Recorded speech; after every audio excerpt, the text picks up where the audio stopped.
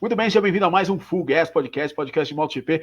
Hoje, mais uma vez, com a presença brilhante aqui do nosso maior representante do Campeonato Mundial de Moto Velocidade, Alexandre Barros.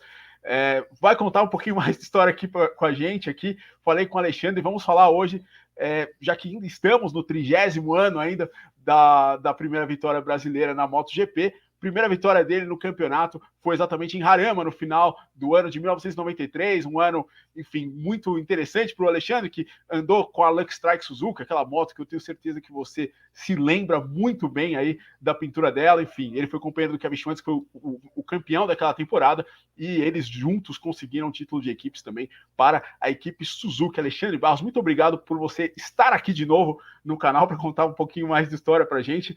Cara, vamos falar de 93. Quando a gente fala de 1993, qual que é a primeira lembrança que vem na sua cabeça? Cara, foi a primeira vez. Primeiramente, boa noite a todos. Gabriel, obrigado aqui. Prazer estar mais uma vez com você. A gente relembrar das histórias, né, dos momentos vividos, né, da história da MotoGP. O que me veio foi um ano brilhante. Para mim foi um ano muito bom, porque foi a primeira vez que não era a equipe oficial, porque a equipe Cagiva também era oficial, mas numa equipe que me dava as condições mecânicas de disputar vitórias. A Cagiva, quando eu entrei, era uma moto, nunca tinha tido uma vitória, a gente conseguiu a vitória com o Alce em 92, né? Então era uma moto crescente, né? Já a Suzuki já era uma moto que brigava, o Kevin já vinha brigando pelo título com o Enis Raine, que era da Yamaha, todos os anos, né? Desde 89, 88, 89, 90, 91, até que ele conseguiu o título dele em 93, foi o ano que eu entrei, né? Foi um ano que eu poderia ter tido mais vitórias, acabou sendo a última etapa do ano, Jarama. Foi uma coisa que eu tomei uma postura invertida do que eu fiz as outras duas que eu perdi, né? E ali estava uma briga, mas o Kevin já era campeão do mundo, então ele correu, e ele não estava bem, porque ele estava com uma lesão, então ele não estava 100% fisicamente. Então ficou uma briga mais com o Joe Consis, que estava com o Cagiva, e o Shinichi Ito da Honda. E estava eu e Darubic estava bem atrás, que era da Honda também oficial. Fiquei muito feliz, porque foi um ano muito bom todo. Eu tive várias oportunidades de fazer grandes corridas, eu fiz boas corridas, algumas com as quedas no final, né? Mas foi o primeiro ano realmente que eu me senti competitivo na categoria principal, porque a Suzuki me deu essa oportunidade. Quando você tinha 22 naquela época? 22 anos, isso aí. Muito jovem ainda, né? Hoje em dia o pessoal chega nessa idade, né? Mas na época não era uma tradição, né? Você chegar. Não, era bem jovem, porque a média naquela época era de 30, 32 anos a média dos pilotos na categoria principal. Eu era bastante jovem, eu entrei com 19 anos na categoria principal, né? Hoje em dia os pilotos entram com 20 anos. Entre 19, que é o caso do Pedro Acosta, que foi também o Mark Marques, entrou com 19 anos, que entrou mais o Quartararo também entrou com 19 anos, mas por que pareça, o Mark Marques me lembrou isso, eu não sabia.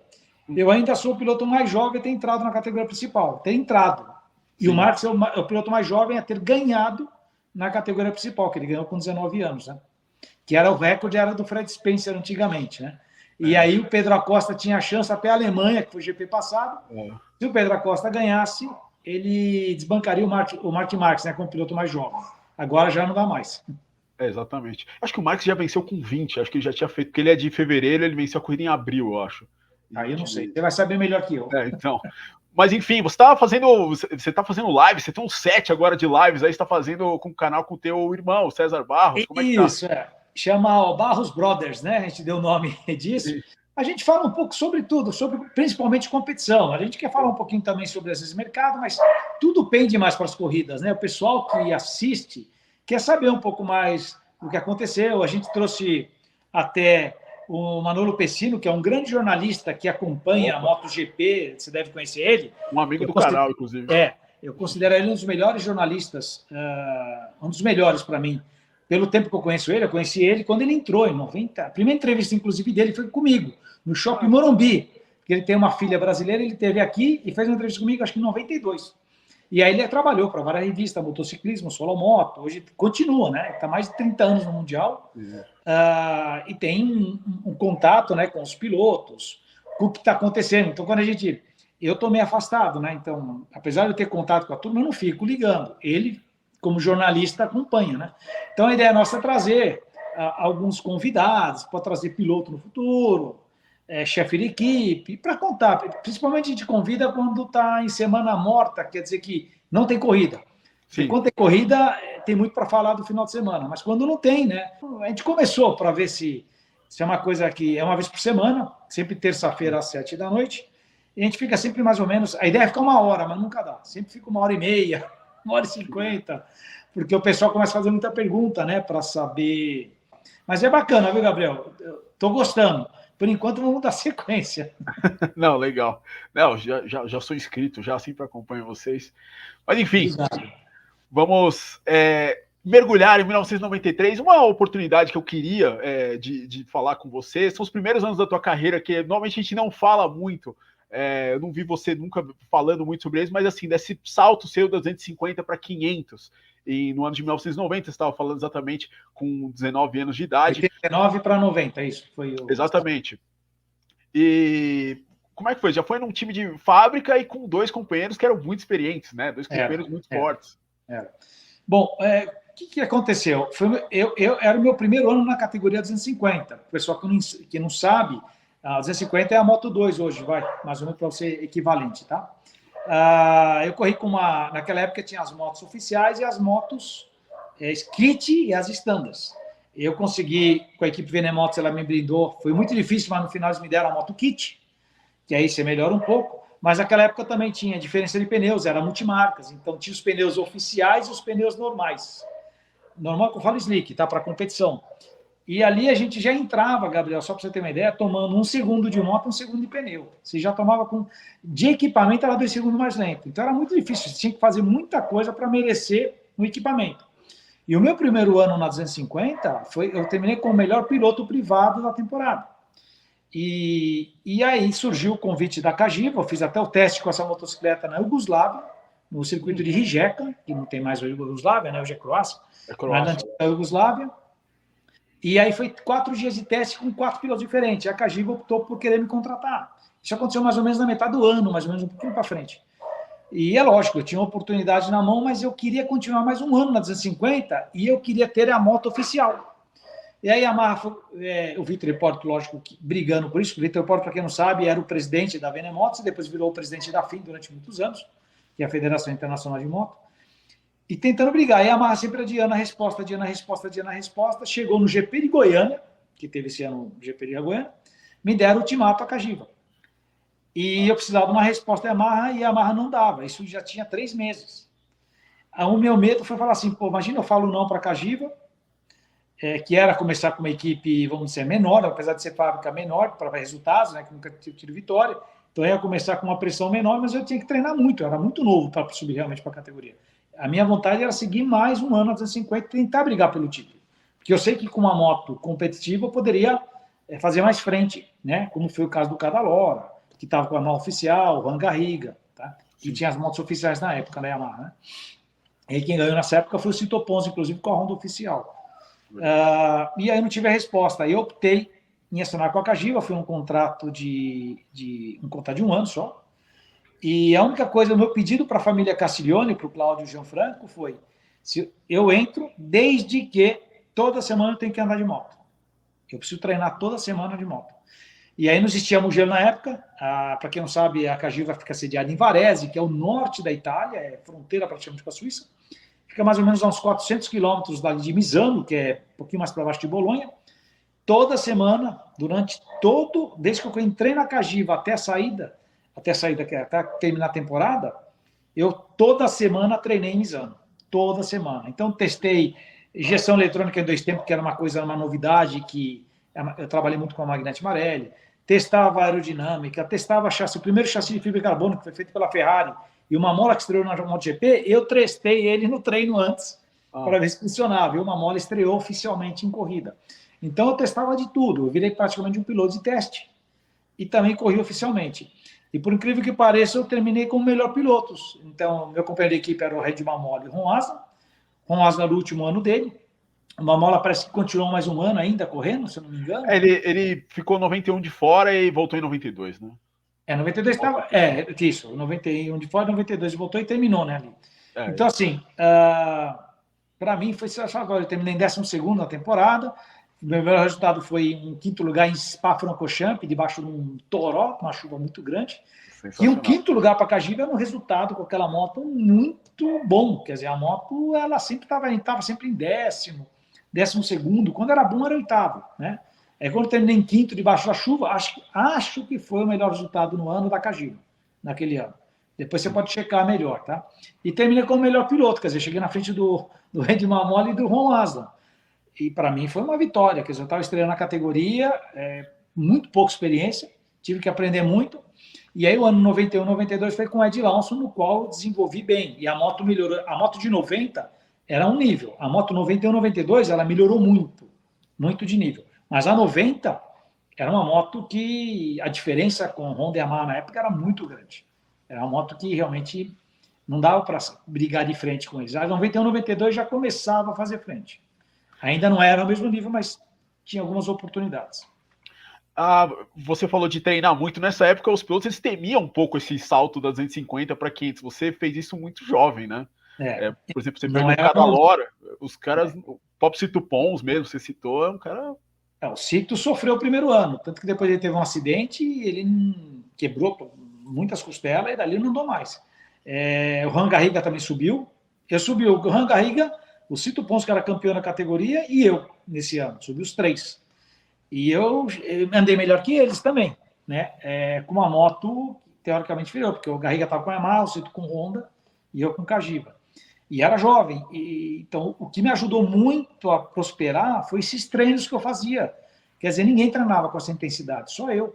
Porque eu sabia que eu precisava disso para poder me desenvolver, que eu estava cru, né? Era muito novo tudo. Quer dizer, um ano só 250 e vai para 500.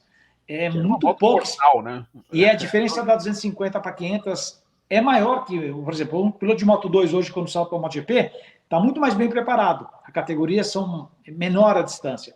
Naquela época, o salto de 250 a 500 era muito grande.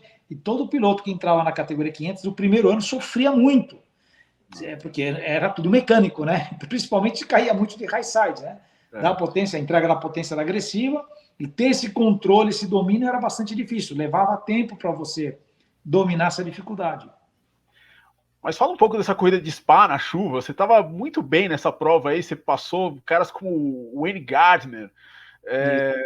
Kevin Schwantz.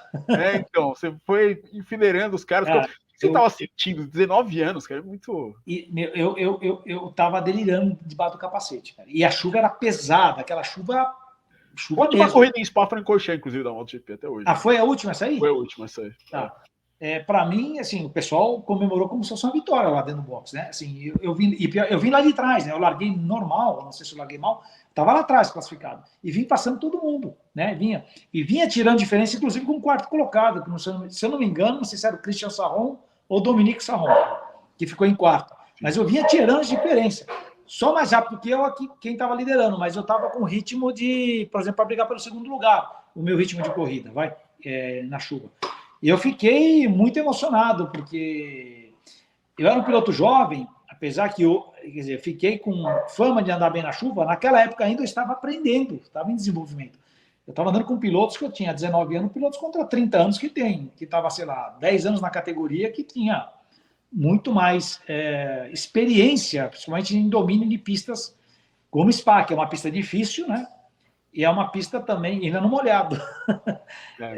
Para mim foi grandioso ter conseguido um resultado daquele. E a equipe comemorou muito. A equipe ficou muito feliz com o resultado também que a gente conseguiu. Em 91, você fez boas corridas, mas você não fez a temporada inteira. Por quê? Em 91 eu tive uma lesão séria no pulso, no escafoide. Eu quebrei o escafoide 3 vezes. E no final eu tive que operar. Apesar de quebrar a clavícula também, mas o escafoide eu não consegui. Praticamente eu fiquei 10 GPs de fora, eu ainda fiquei depois voltei, acabei caindo, a moto caiu em cima do braço ainda, acabou estraçalhando o meu pulso, e foi uma lesão muito séria, tive que pôr parafuso e tal, e aí, aí os médicos falaram, não tem condição, você tem que parar e recuperar antes de voltar. Se você voltar antes, não tem como você voltar, porque toda a força, além de você fazer força no ombro, a força no pulso também é forte, né, que você tem que segurar a motocicleta, não tinha como. E aí, praticamente, eu corri só 5 GPs. Mas, mesmo assim, a Cagiva renovou o contrato comigo para o ano seguinte, no qual depois da minha temporada eu consegui dar um pulo, um salto grande, né? Ali em 92. Sim, foi em Hockenheim que você sofreu esse acidente. Foi em Hockenheim, e acabou de estraçalhar tudo ali. Ali acabou de arrebentar meu pulso. Eu tinha caído em Paul Ricard, Sim. E depois já machuquei feio. Aí depois. Ah, não, perdão, Hockenheim. Aí eu acho que ainda voltei. Depois eu fiz uma corrida fora, voltei. Eu não sei se eu voltei a correr ou treinar. E aí, quando eu caí em Paul Ricard, que eu quebrei realmente o pulso de vez, dali eu não pude mais voltar. A gente teve que esperar. Esperar ali até o final do ano. E que, inclusive, você não chegou a voltar, inclusive, né? Eu não voltei? Eu não lembro. Aí você pode falar melhor Você aqui. voltou para a Holanda e depois você não voltou mais. Mas, enfim, ano seguinte, 92, você conseguiu seu primeiro pódio na classe principal, ali também de Cagiba. Como é que foi aquela temporada? Foi uma temporada também que teve uma lesão, mas, enfim, você já mais adaptado aí às 500, como é que foi? Com o Ed Lawson Então, do lado também, que venceu a corrida. A grande mudança que nós tivemos de 91 para 92 foi que a gente saiu da suspensão Ollis para Showa e do pneu Michelin para Dunlop. E o pneu Dunlop penalizou muito os nossos resultados. Eu posso te falar. Se a gente tivesse pneu Michelin, a suspensão também penalizou pouco, mas é questão de acertar. Mas o pneu, em muitas corridas, a gente não conseguia resultado porque o pneu tinha um desgaste muito rápido. Então a gente só conseguia ser competitivo em pistas frescas, com temperaturas frescas. Todo lugar que era clima quente, a Dunlop não aguentava o final de corrida. E você perdia muito, muito no final. Então, foi uma decisão do Lawson junto com a Cagiba. Eu, lógico, eu era iniciante. Então, mas para mim, se tivesse mantido a Ollis com o Michelin no ano de 92, você pode ter certeza que a gente teria conseguido mais bons resultados ainda. Esse pódio que eu consegui, que foi o primeiro pódio na Holanda, em 92, foi um pódio muito amargado, porque era uma vitória. Era uma vitória. Está na frente. Eu entreguei a vitória de mão beijada para o Crivillet e para o Kosinski. Entreguei. Era uma vitória, era para ser vitória. É lógico que eu estava ali brigando com o Kevin Schwantz e o Lawson, né? Meu companheiro de equipe, eles acabaram caindo, eu tinha 7 segundos à frente. E perdi tudo isso porque eu fiquei perdido. Perdi a concentração, porque eu não esperava isso. E os outros acabaram ficando. Você está acostumado a andar com referência cola, e aí. E eu tive que aprender depois, é lógico, amadurecer para aprender a saber andar bem sozinho também. Eu estava em desenvolvimento. E aí, atrás vinha o Crivillet, o Kosinski e o Garriga, né? Que vinham no ritmo, né? Sim. E ali entreguei. Quer dizer, se você vê a minha cara de, se eu posso falar isso, de bunda no pódio, era o meu primeiro pódio, mas eu estava muito descontente porque eu entreguei a vitória. Eu sabia que eu poderia ter ganhado a corrida. Eu fiquei muito amargado com isso. Poderia ser a primeira vitória aí da Cagiva, mas você, que aconteceu na corrida seguinte, exatamente na Hungria, com o Ed Lawson, mas você andou com o Lawson, com o Mamola, com o Haslam, como é que era? Como é que era a relação? Com o Haslam, com o Mamola existiu sempre uma competitividade, era mais competitivo. Ele me ensinava menos. O Ron Haslam, com a família dele, que inclusive o Leon, que era pequenininho, depois hoje é adulto, cresce, corre acho que ele corre no Mundial, no Campeonato Inglês, né? Agora. A família dele me ajudou muito, principalmente a esposa do Haslam. Me ajudavam muito, porque eles me adotavam, porque era o último ano dele, eles tentavam me alertar de certas coisas no Mundial, enfim, para mim era tudo novidade. E com o Lawson também, ele me ensinou muito, porque o Lawson assinou um contrato bienal com a Cagiva, 91, 92, e ele parou de correr. E acabamos se tornando amigos e ele acabou ensinando muita coisa para mim. Eu aprendi muito com o Ed Lawson também, questões técnicas de comportamento. E o Ed Lawson, para quem não sabe, é um piloto que ele não se preocupava com carisma. Ele era muito técnico. Ele corria para ganhar.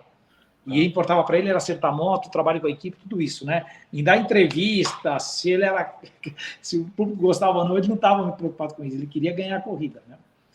Que é muito diferente o comportamento de hoje dos pilotos, né? Hoje tem que... Uma notoriedade da MotoGP cresceu muito, né? Mas naquela época era diferente, né? Os pilotos americanos que eram destaques também. E o Lawson era 4 vezes campeão do mundo. Pô. Era um baita campeão de respeito. Né? Exatamente. E o Mamola era mais pancada. Mais extrovertido, tal. O Mamola não me ensinava muito assim. Eu corria com ele, mas assim... Foi amargado para ele porque eu cheguei na frente dele no final do ano, né? Mas o Mamola ali... Era a moto que ele estava, entre aspas, desenvolvendo, né? Ele empinava, às vezes não tomava, parecia que não tomava muito a sério, né, as coisas. Isso foi marcando, o pessoal se desgastou. Aí chega um garoto lá, independente se era eu ou não, chega lá e chega na frente dele, o pessoal aí falou, não, chega. E aí a contratação Eu vou até falar uma coisa aqui que na época eu não podia falar. A moto Cagiva melhorou muito em 91, sabe por quê? O salto da Cagiva de 90 a 91 foi muito alto. Sim. Porque a Cagiva, o que acontecia? Já fazia 10 anos que ela estava na categoria principal, até mais, e não conseguia resultados. E eles estavam muito desanimados, porque gastavam, investiam muito dinheiro e não tinha resultado, e a moto não era competitiva, não conseguia ser competitiva com as japonesas.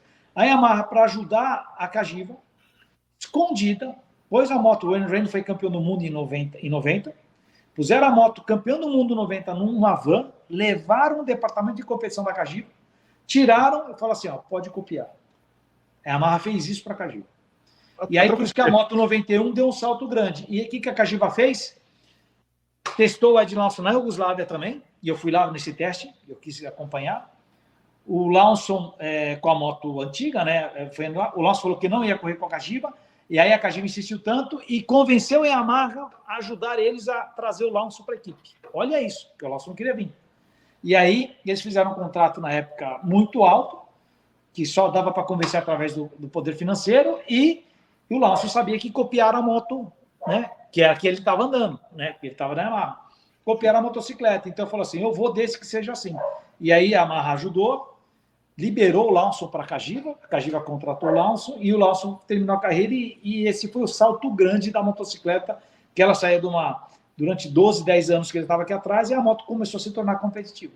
Então, esse foi o grande movimento que teve na época para fazer a moto se tornar competitiva. Pô, quem é que pega a moto lá, campeão do mundo, e entrega? Aí desmontaram a moto inteira, copiaram, fecharam, pronto. Mas troco de que eles fizeram isso? Porque a Cagiva estava querendo se retirar. Ela estava cansada. Sim. Investimento, como se fosse uma concessão, igual a da MotoGP. Eles falaram assim, meu, a gente precisa de vocês. Então vamos te ajudar. Aí a Yamaha levou a moto campeão do mundo e falou, pode copiar. Tá. É como se fossem as concessões atuais da MotoGP. Isso, como se fossem as concessões, mas assim, hoje tem as concessões que pode treinar mais, desenvolver e tal, assim. Mas era muito importante, só tinha duas marcas de moto na época, que era a Honda e a Yamaha. Sim. E essa Cagiva sair era muito negativo, então os japoneses não queriam isso que acontecesse. E a Yamaha acabou ajudando a Cagiva dessa forma. Entendi. Você falou de Rijeka. Quem eram os outros pilotos que estavam testando com você em Rijeka? Perdão, tinha Honda, Yamaha e Suzuki, hein? Tinha Suzuki, Mas assim, era japonês. Rijeka foi, se eu não me engano, Kevin Magui, Ron Aslan, um piloto americano da 125, que eu esqueci o nome dele, e eu.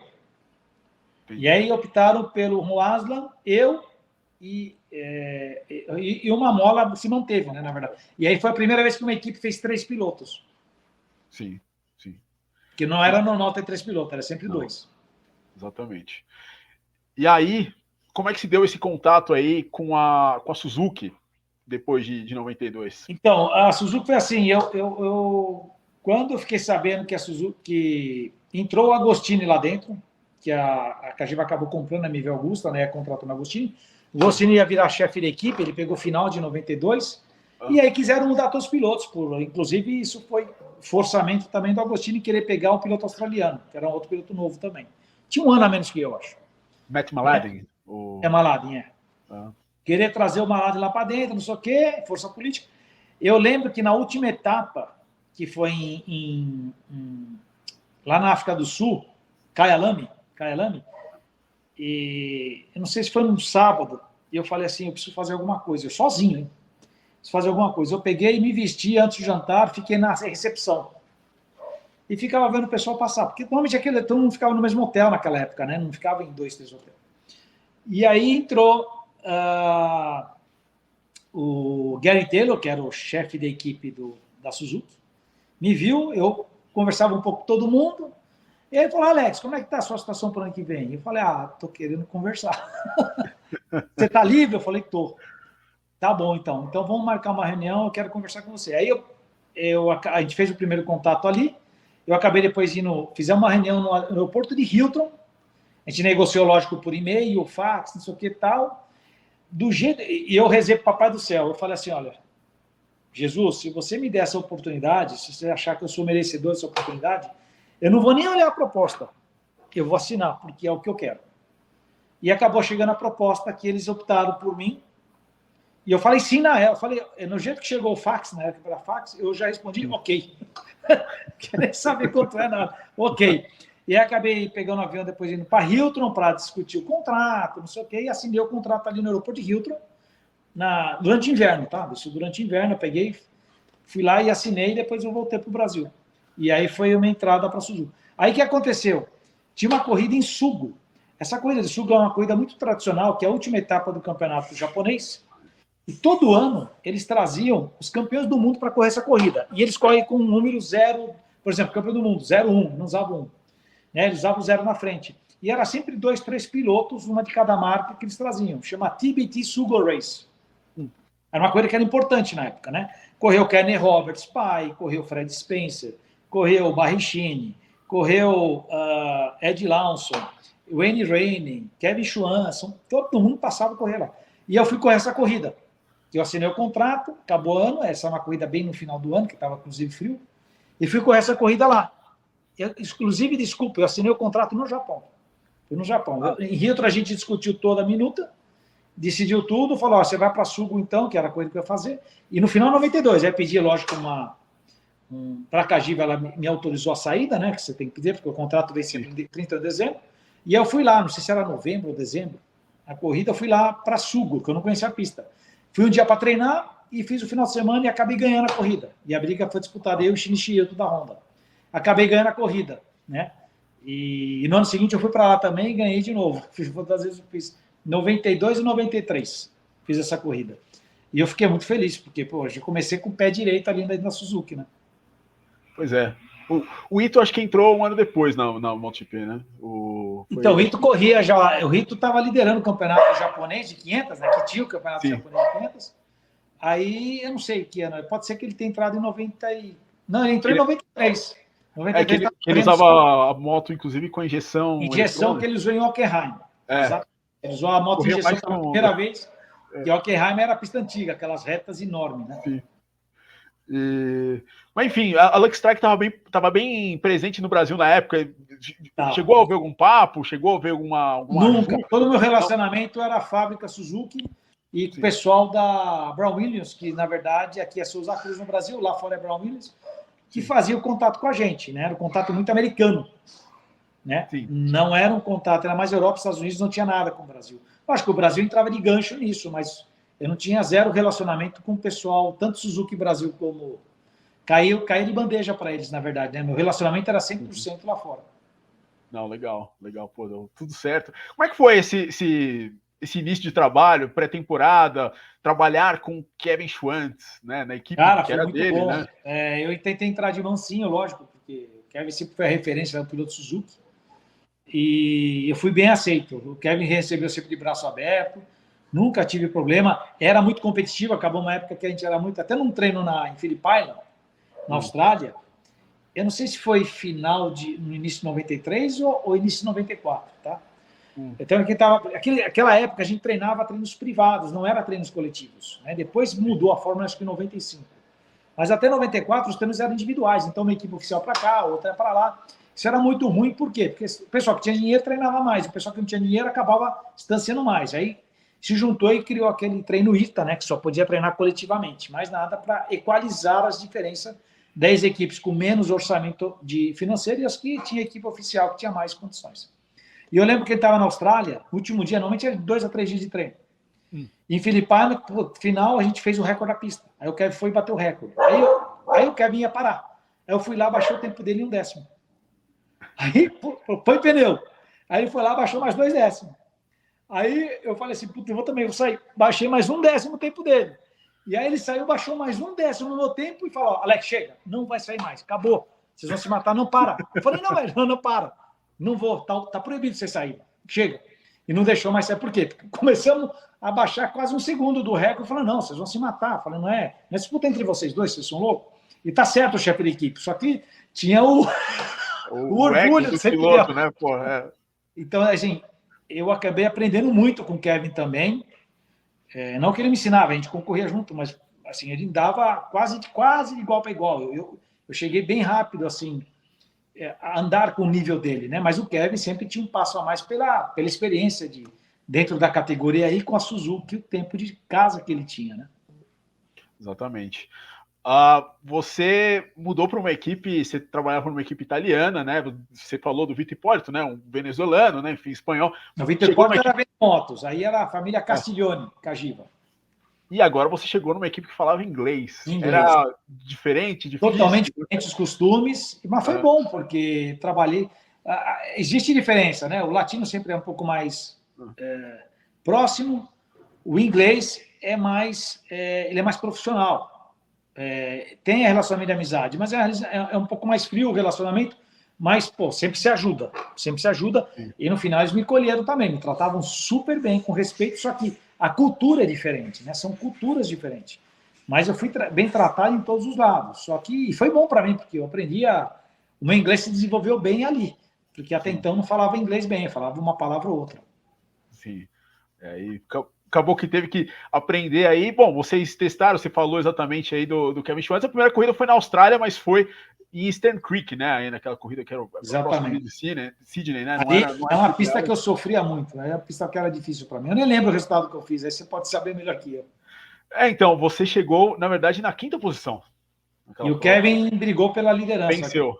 Venceu? Então. Fez a pole, caiu para trás e conseguiu se recuperar. Foi um bom resultado da equipe. Bom resultado. Essa pista era um cartódromo, né? O pessoal não gostava disso. Não, era uma pista mesmo. Só que era uma pista... Era um cartódromo entre aspas, né? Porque era uma pista travadora. Né? A moto, né? Muita gente dizia, né? Eu fui atrás de declarações da época, acreditava-se que a Suzuki era um pouco a moto do ano. Porque ela era ágil, ela era... Você acreditava nisso? A Yamaha começou mal aquela temporada também. A ciclística era muito boa da Suzuki. Faltava potência. Mas a moto tinha um passo de curva e entrada de curva muito boa. Muito boa. Onde mais ganhava tempo era aí. E aí, bom, você teve ainda mais 7º lugar na Malásia, teve 6º no Japão, que você estava no grupo ali, chegou a liderar um tempão também em Suzuka. Ah, é? Não lembro. Eu não lembro da corrida. Oi? Não vou lembrar da corrida, faz muito tempo. Pois é, cara, 22 anos de idade, né? E aí chegou a 4ª etapa, que foi exatamente a primeira das suas chances de vitória, que foi o GP da Espanha. Exatamente. Você fez uma excelente classificação, se colocou em 2º lugar no grid. Eu caí, viu? Na classificação, eu caí na pole, corri para o box, aí eu fui para 4º ou 5º, peguei a moto reserva e fui para 2º de novo. Em uma volta só dei uma volta só com a moto reserva. No finalzinho do treino. E aí na corrida eu larguei muito mal e fiz a recuperação e acabei passando liderando e caí na última volta.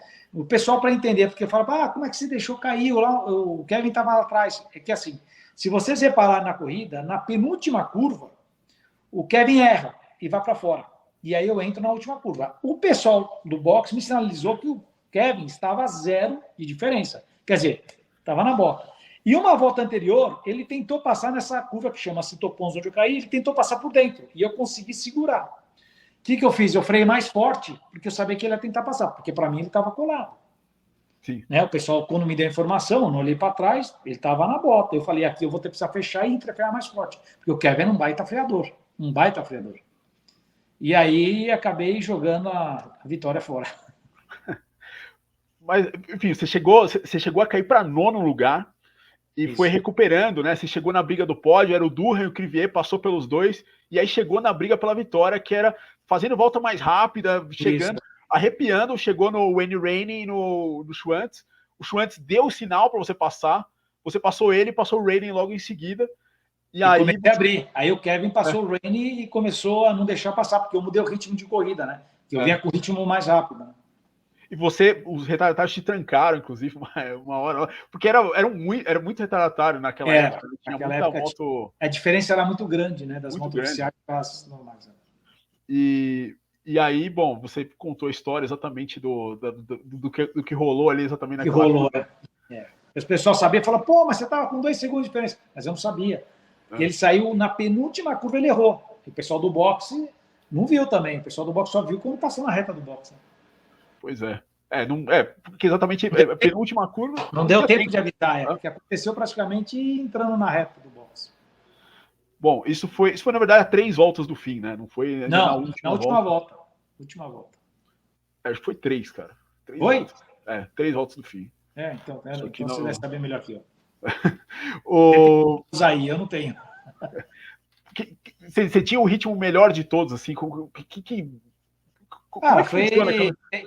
tem hora que as coisas dão certo, né, para você. Eu tava já nos classificatórios indo bem. Eu perdi só a pole porque eu caí. Aí eu saí correndo pro box para pegar a moto reserva e uma volta eu pus a moto de segundo. Se eu tivesse não caído, vamos dizer, a chance de eu ter feito a pole era grande também. Então eu estava competitivo nesse GP. Já vinha nos treinos já acontecendo isso, entendeu? Entendi. De toda a sua carreira, você diria que essa foi a maior frustração?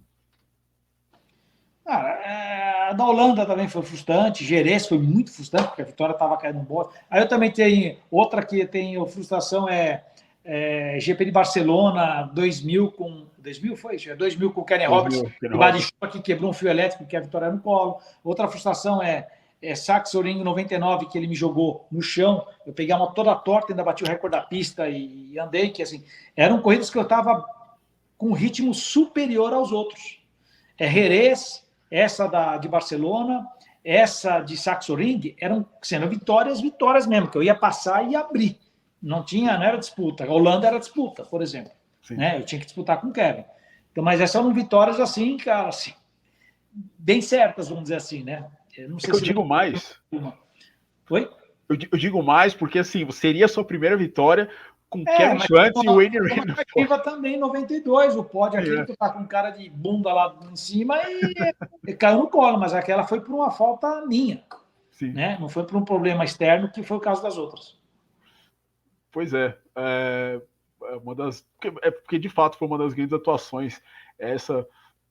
Tem outras corridas aí, que eu lembrei aqui de bate-pronto, mas deve ter outras aí também. Salzburg também era uma corrida boa que eu acabei jogando fora. Salzburg, para você saber, o primeiro dia de treino, estava em Salzburg, 93, estava chovendo muito. Eu parei no meio do treino com 3 segundos na frente do Kevin Schwantz, que era o segundo. 3 segundos. Eu parei de treinar e falei, não vou andar mais. Pra você ter uma ideia de como eu estava rápido na chuva. O pessoal estava todo mundo assim, caramba, como? Na Austrália também, acho que foi em 2001 também, eu enfiei amaciando o motor da moto. Eu falei, vou aproveitar e amaciar o motor, bate uma Toró, Filipe Alho.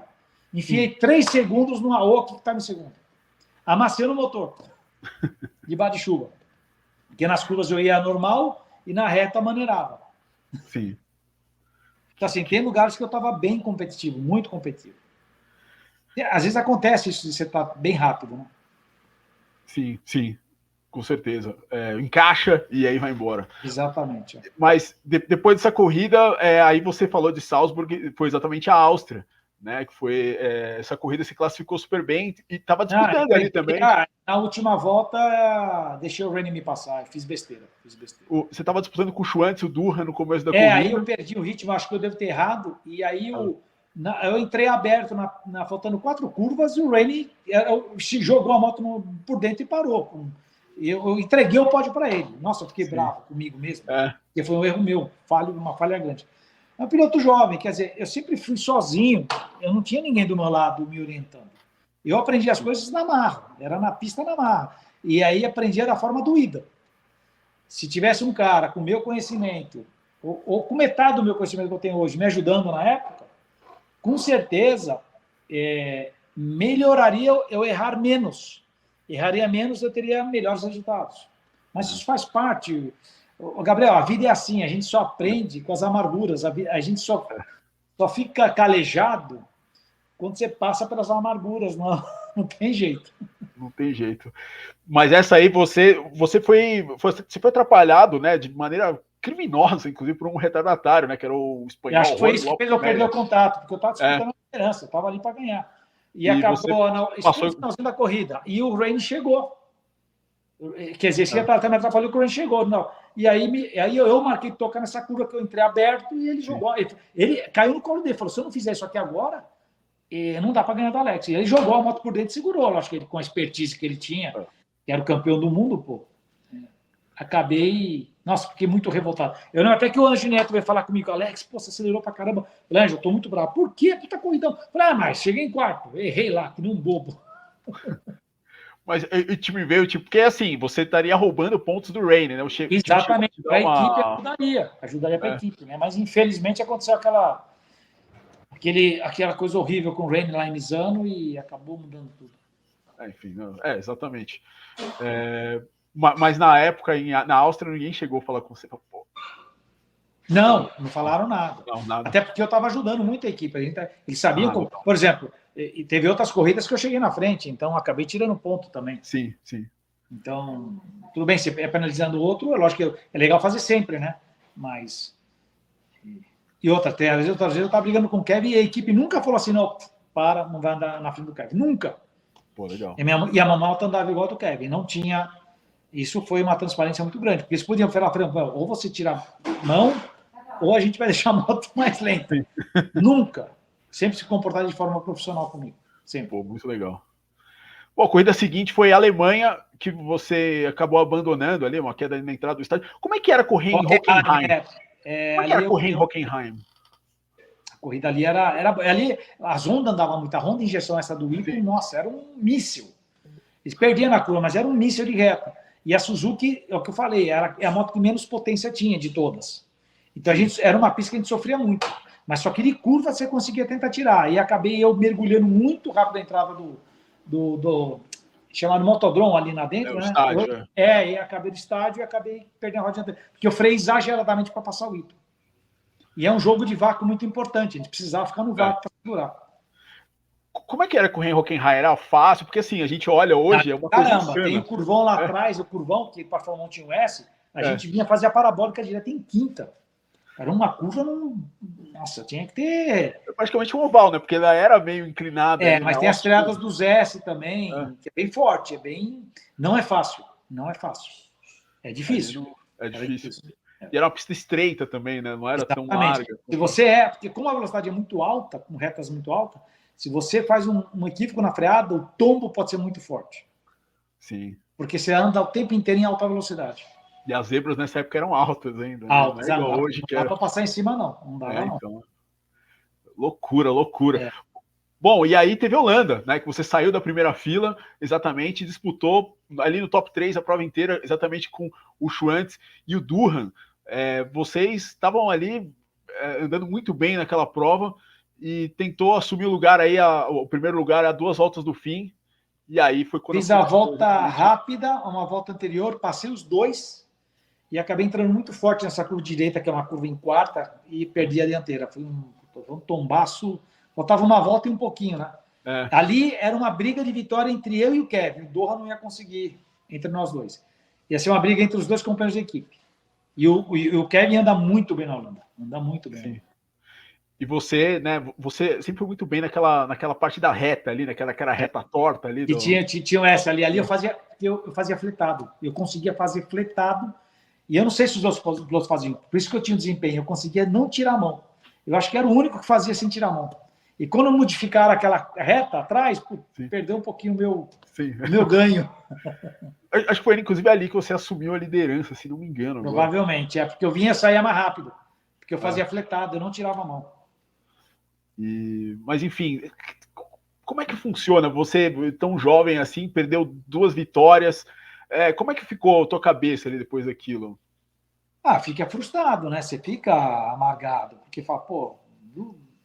Até teve uma brincadeira na Holanda. Chegou um jornalista italiano, que é o Paulo Beltramo, amigo meu. Ele fala português. Ele se considera brasileiro, né? Porque ele ama o Brasil. Aí estava eu, meu pai, para quem não conhece, é Antônio Coelho, e o meu empresário. Estava na época, em 93, no meio do ano, entrou o empresário. Aí ele falou assim, ele entrou lá, isso fazia, sei lá, 1 hora depois da corrida. Eu estava lá, dentro do motorhome, amargado, né? Aí ele falou, como é que tá o zoológico? Porque ele sempre foi muito brincalhão. Como é que tá o zoológico? Como assim o zoológico? O Viado, que era o empresário, o Coelho, que era o meu pai, que meu pai chama Antônio Coelho, e o Burro. Eu queria bater nele na hora. Na hora que eu levantei, ele fechou a porta e foi correndo. Aí depois ele voltou e falou, quebrou o gelo agora, né? Vamos animar agora? Que figuraça. Até hoje. Como é que tá o zoológico? Nossa, foi corajoso, hein? Foi. Depois da corrida com o piloto. Mas era amigo, vai tudo bem. Depois a gente ri até hoje disso. Realmente. E é curioso, né? Essa corrida da Holanda foi a última vitória do Schwantz na temporada. Foi. O que aconteceu? Porque o que aconteceu? Na Inglaterra teve aquele acidente do Doha. Sim. E acabou quebrando o pulso do Kevin. Sim. E só ele, o pai dele e o Dr. Costa sabia, a equipe não sabia. Ele corria sem nada no pulso, com o pulso quebrado, porque ele não queria demonstrar fraqueza para o Rainey. Então ele correu todo o resto da temporada com dificuldade. Ele tinha uma lesão séria no pulso. Sim. E continuou correndo desse jeito. E escondeu de todo mundo. Exatamente, mas teve umas corridas antes ainda, que ele estava andando, mas não estava mais conseguindo andar no mesmo ritmo, né? A marra deve ter melhorado, não lembro. É. Donington, por exemplo, era uma prova que a gente podia fazer primeiro e segundo. Ele estava muito bem lá. Se não tivesse tido esse tombo, era mais uma corrida para vitória. E o Kevin lá anda muito bem também. Muito bem. Bom, depois da Holanda teve um quinto na Europa, né? Exatamente Barcelona, né? Sétimo em San Marino, foi o último ano que o GP de San Marino foi em Mugello, né? Depois mudou para Misano quando voltou em 2007. Não, foi em Misano, não foi? Não, o San Marino era Mugello nessa época. É Mugello, tá. Não faz sentido, né? Porque San Marino não faz parte de Misano, mas enfim. Exato. E aí chegou a Inglaterra, né? Você falou desse acidente, mas antes disso ainda teve a sua renovação de contrato. Uma prova que o Kevin podia ganhar. Kevin podia ganhar ali. Porque ele estava muito bem ali. Ainda estava muito bem. Mas antes mesmo da corrida, você renovou o contrato para 94, né? Você tinha um contrato de um ano. Ah, foi ali que eu renovei? Na Inglaterra. Que legal. E como é que foi aí? Como é que foi essa conversa aí para? Eu não lembro. Não lembra? É porque eu estava fazendo ótimos resultados, quer dizer, eu estava sendo piloto revelação, assim. Era óbvio que dar continuidade. Por que eles renovaram cedo? Porque se não renova, o que acontece? Acabam outras equipes, e eu não fui buscar nada, porque o foco meu estava 100% da corrida, eu não queria saber de equipes, eu estava querendo fazer resultado, e aí eles já chegaram para renovar o contrato, isso praticamente foi no meio do ano, acredito eu. Né? Sim, exatamente. Então, eles já seguraram o piloto para não ter dor de cabeça, e fizeram certo, estrategicamente eles fizeram da forma certa. Sensacional. Muito bom, mas aí teve a corrida de Donington, né, que exatamente você disse, era uma corrida de potencial, mas que acabou rolando aquele acidente ali na chicane, né, depois da ponte da Dunlop ali. Acertou nós dois, cara, acertou os dois pilotos da equipe. Michael Durham errou ali e acertou os dois. Isso. E chegou a conversar com ele depois aqui, porque foi um erro meio grosseiro do Durham. Durham veio de vitória, inclusive. Foi aí que nasceu a intriga minha e dele, ele veio no meu motor um pouco.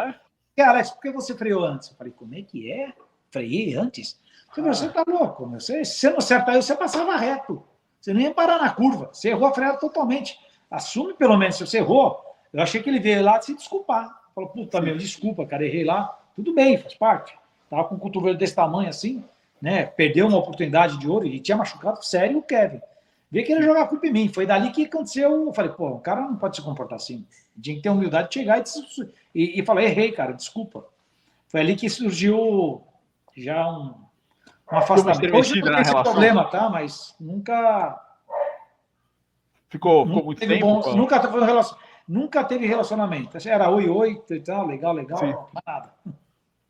Por conta desse momento aí que... Lógico, não pode... As coisas são como são.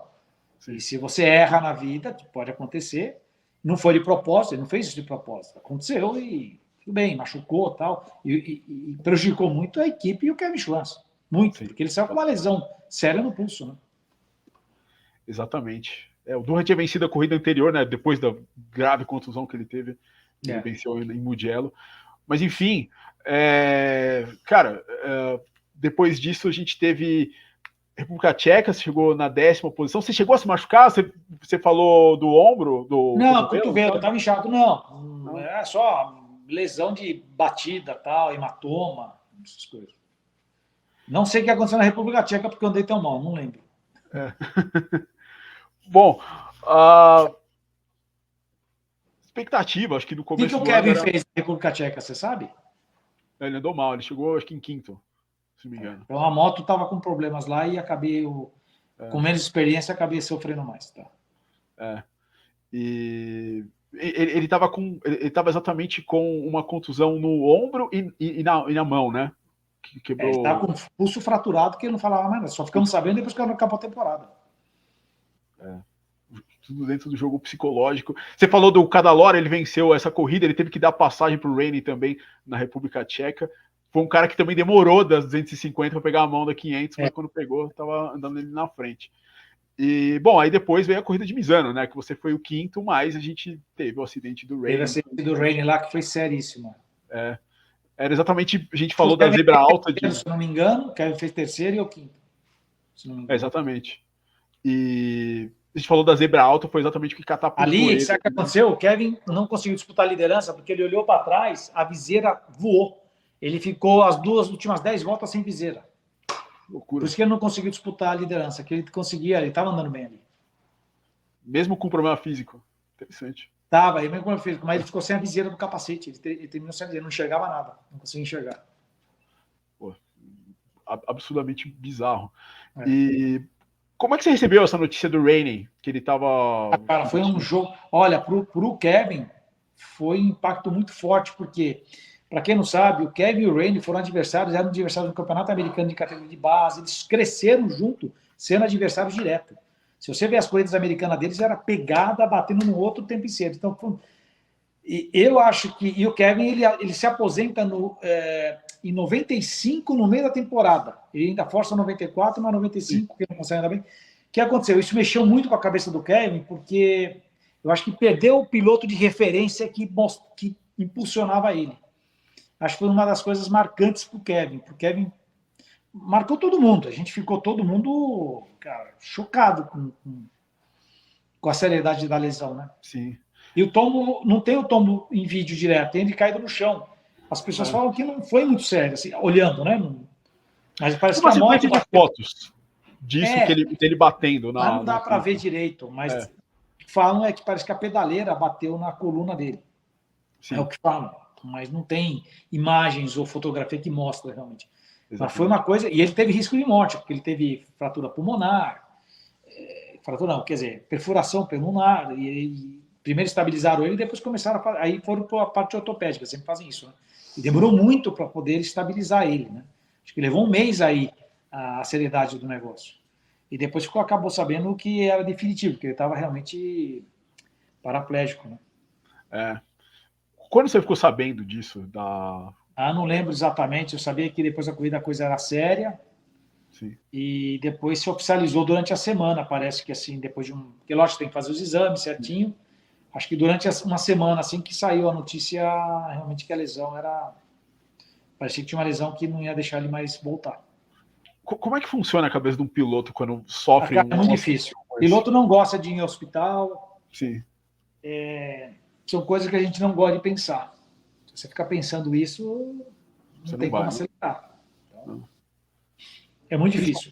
Principalmente um cara de tanto nome quanto... Ele era o atual tricampeão da... Era. Cara, todo mundo conhecia ele. Então, assim, foi uma coisa muito, muito difícil para todo mundo. Principalmente para o Kevin, que era amigo dele e conhecia que eram concorrentes desde de jovens. Né?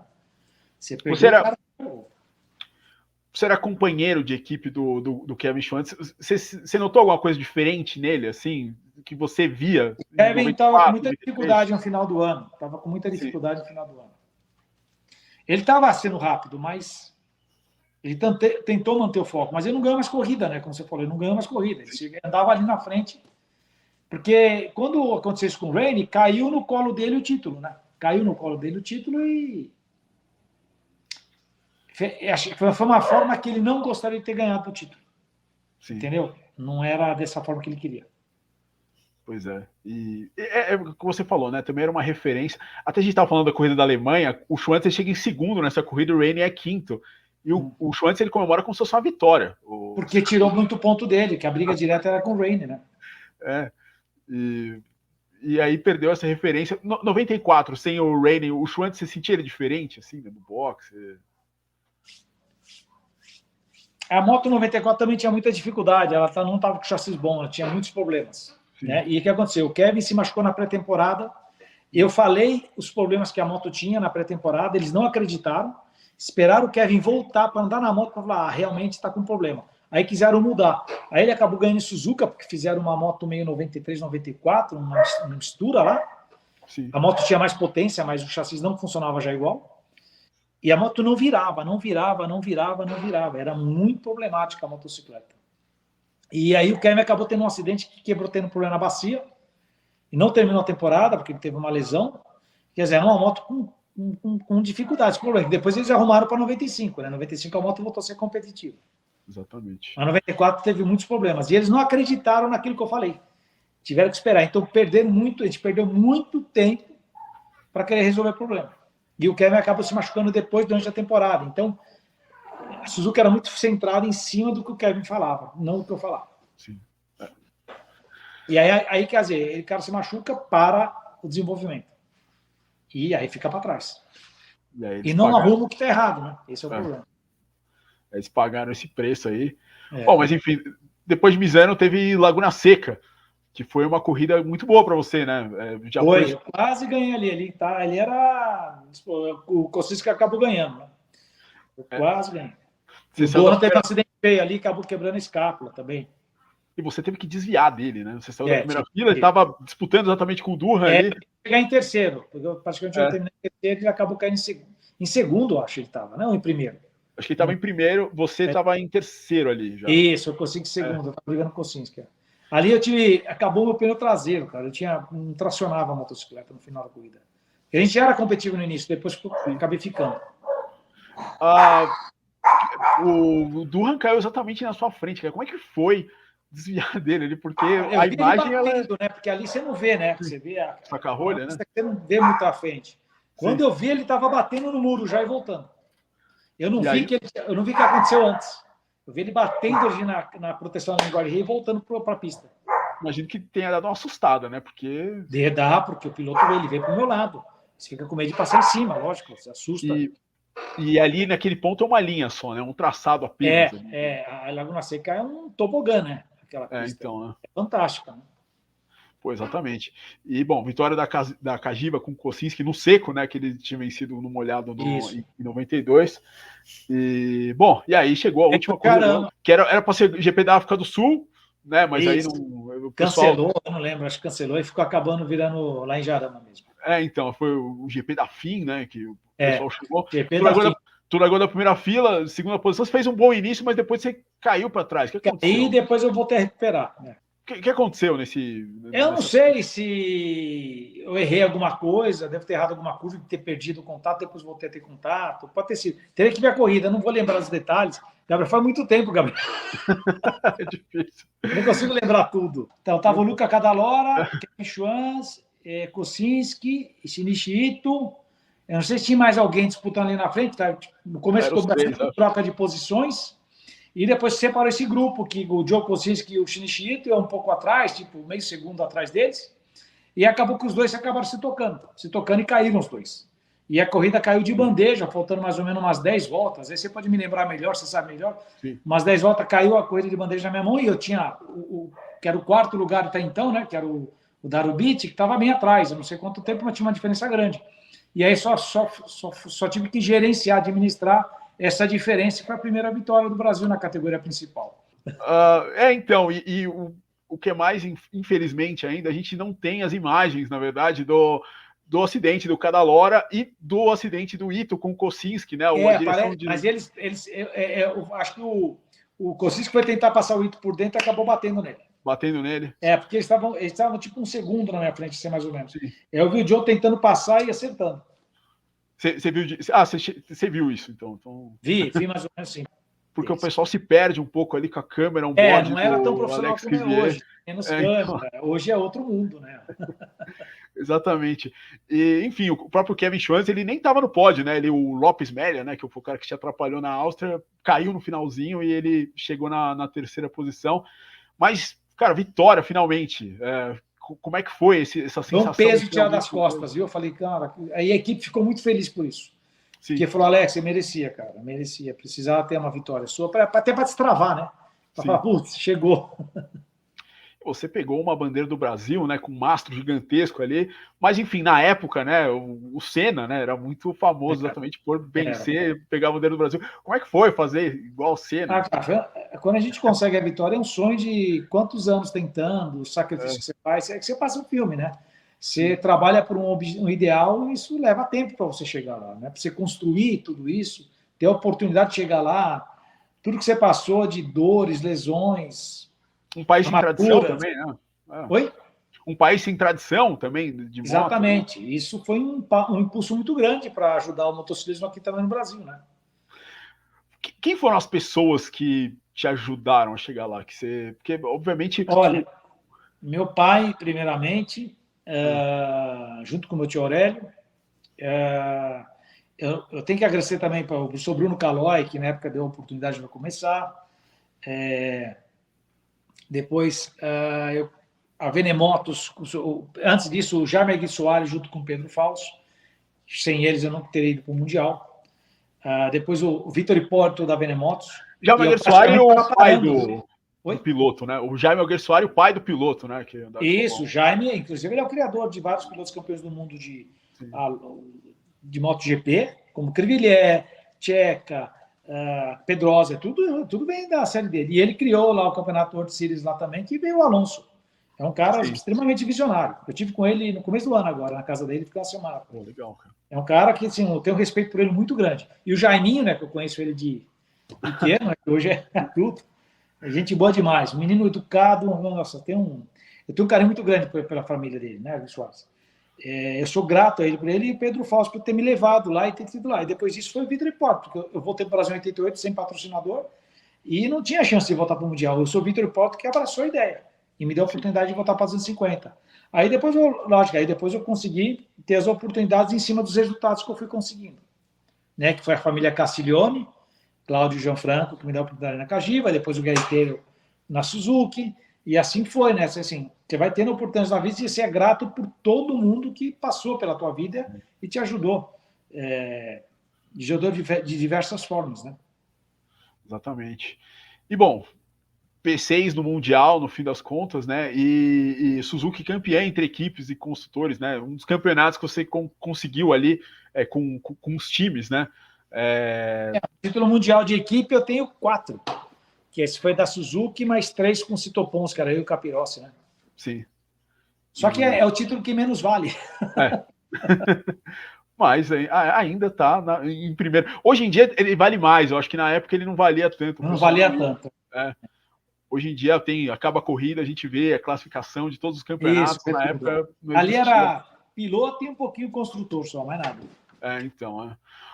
Como é que foi a tua recepção no Brasil depois dessa vitória? Você lembra? Foi muito boa. O pessoal me recebeu, me homenageou, tive homenagens no final do ano. O senhor Eloy Grogliano, que Deus o tenha, que é o pai do motociclismo aqui no Brasil, talvez você não conhece, mas sem ele o motociclismo teria avançado. Sim. E na época dele avançou muito. O motociclismo nunca voltou a ser, até hoje, nunca voltou a ser o que era quando ele era vivo. Porque o que ele fez pelo Brasil, ele trazia campeões do mundo para vir correr aqui no Brasil. Como Kenny Roberts, João Cecotto, Carlos Lavado. Ele fazia a Copa Brasil. Ele fazia muita coisa grandiosa. E ele me homenageou com uma placa. Eu lembro que ele levou lá, a gente foi no Fogo de Chão, no Churrascaria, e ele fez uma homenagem para mim, me deu uma placa com um desenho, com os dizeres, eu tenho até hoje, que é a Centauro Motos, né, que era o motoclube que era dele, ele é o fundador. Sim. E eu sou muito grato por isso, por exemplo, por todo o carinho das pessoas realmente que estiveram comigo. Para terminar, assim, você hoje, enfim, treinou vários pilotos, até com o Diogo Moreira, enfim, você treinou, ele chegou no Mundial. Que faltava para você naquela época, assim, que você olha e você fala, que obviamente você não teve, porque você não teve uma figura como essa, mas que você pudesse voltar. Então, quando eu fui para o Mundial, eu fiquei muito sozinho, eu me virava sozinho, eu tive que aprender tudo na base. Eu nunca tive ninguém do meu lado falar, vai para a pista, faz assim. Meu pai me ajudou tudo que ele podia, mas dentro da limitação dele, que ele não era piloto de moto, ele foi ciclista. Sim. Até onde ele pôde, ele e meu tio me ajudou.